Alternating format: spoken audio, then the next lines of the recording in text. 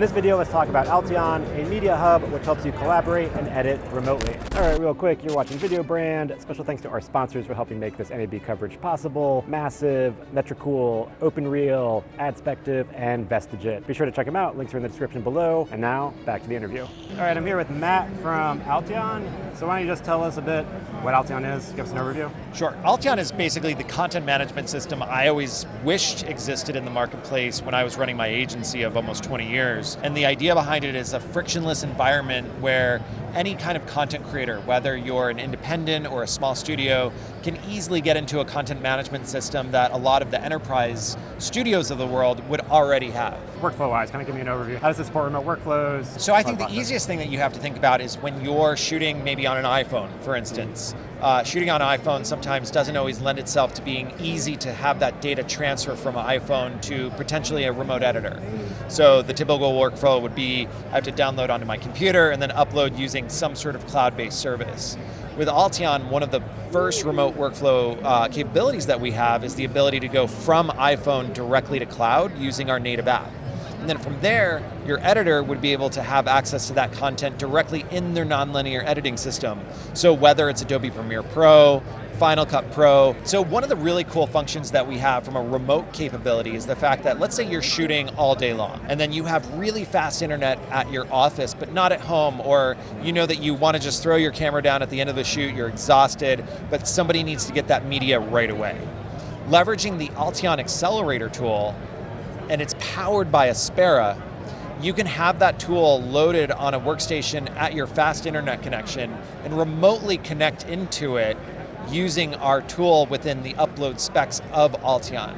So I can go to a cafe, or I can go home, or I can be on a cell connection, but uploading via fiber connectivity from my office or from my workstation that's directly connected to the internet, and leverage Aspera all at the same time without having to physically be at that computer. So that's just one of the examples of a remote workflow that you can do within Alteon. Another example of that we've seen with TV shows is instead of having a remote DIT on set, they're actually eliminating that position. They have Mac Minis set up on set where they're directly connected to an internet connection, and their assistant editor somewhere, let's say in California, is going in and remote into each one of those computers, and they're able to actually pull media from them and upload into Alteon, and then they can start having that accessible for the whole team. And storage-wise, this is going to Alteon's own cloud storage. Can you bring your own storage or connect to a NAS if you had that? Yeah, so it's all cloud-based. So we really have this premise or idea of only cloud. So my firm belief is that as we see internet connections increase over the years, we're going to be using the cloud as sort of your local SAN or your direct attached storage. So we really want to get people into that mindset of having content locally on the cloud always, right? So having that, one of our biggest partners is IBM. So all of our cloud content is stored on IBM Cloud Object Storage. We will be potentially multi-cloud later on this year, but we won't ever have it to the degree that we're leveraging your local SAN or your local NAS environment, because again, we really want to encourage people to come to the cloud first. But if you do already have an existing SAN or an existing NAS environment in your office or in your workspace of how you're doing your workflow today, we're seeing a lot of users use that as local scratch disk storage.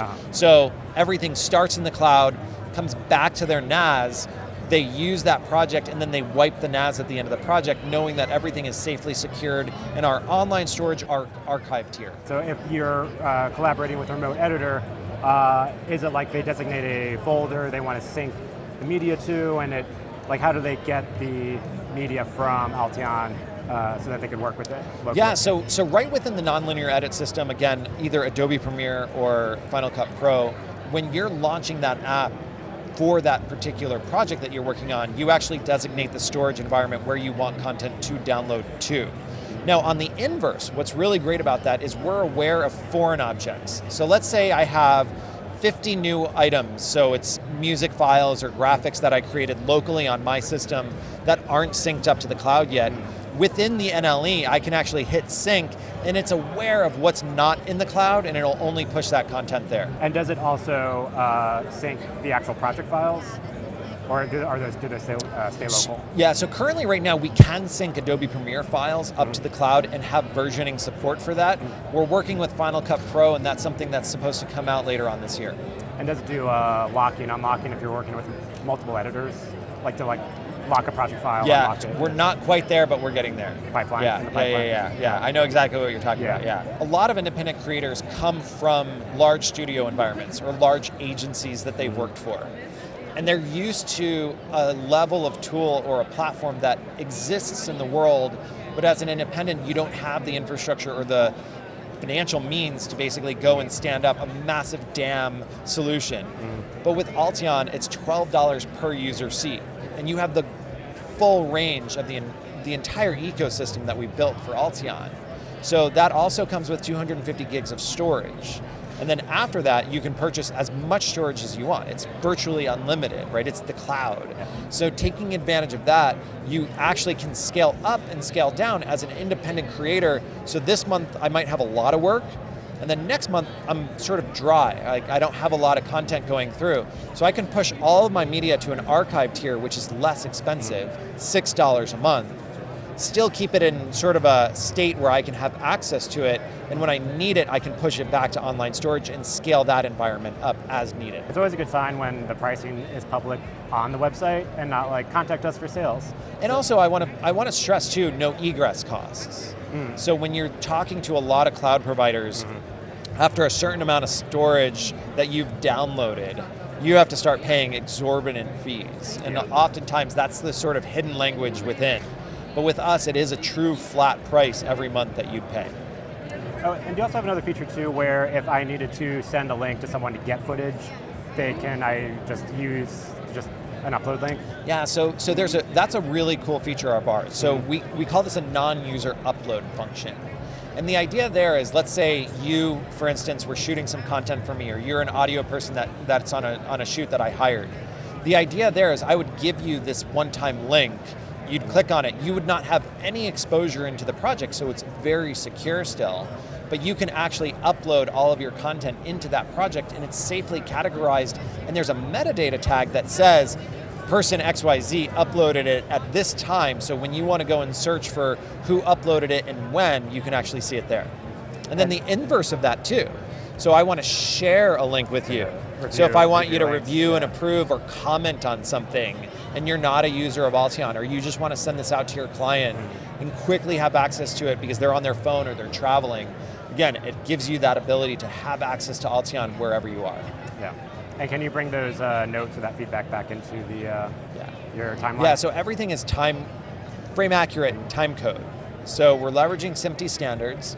And so when you're making comments within our commenting tool within Alteon, those comments translate out to the editor as markers within the actual project timeline. And I don't know if anything's in your future pipeline, but obviously a lot of stuff with AI, GPT. How did I know that's where you were going? I was always curious about that. I mean, everything's in the cloud, so we've had some basic features where it's like, hey, can you auto tag my footage, or can you... Look, as a former editor, it kind of scares me sometimes thinking about AI and what it's capable of doing, but I wrote an article in 2018 talking about the future of content creation and leveraging AI specifically.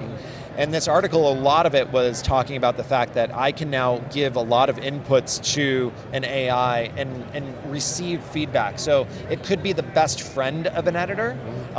Quite frankly, it could replace editors, but I don't think that we're anywhere close to that time period, because I think there's so much organic nature to how humans want to perceive things, or how humans want to sort of consume media. So I think that we're a little bit far off from AI, but I think as an editor's toolkit, to be able to have AI assisting in, hey, somebody was talking about blue skies, here's 100 clips of blue skies that's in your media library, I think that's going to be very helpful as we look into the future for metadata tagging.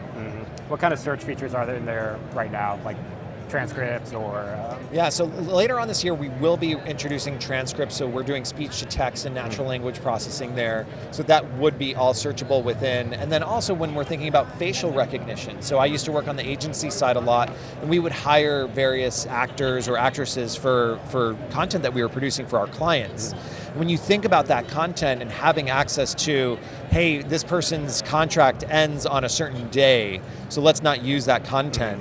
That's really powerful. Or when you want to find a clip of the CEO talking, you can click on their face and you'll immediately be able to see all of their assets come up within Alteon. That's something else that we're working on for this year. I think overall, our transcoder is really powerful.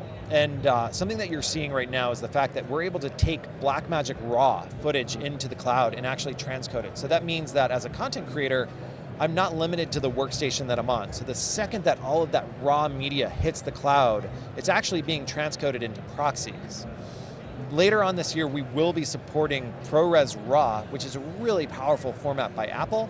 And then we're hoping to support Airy RAW and Red RAW by the end of this year. Cool. Yeah, and that's our own proprietary transcoder. Nice. Where can people find out more info?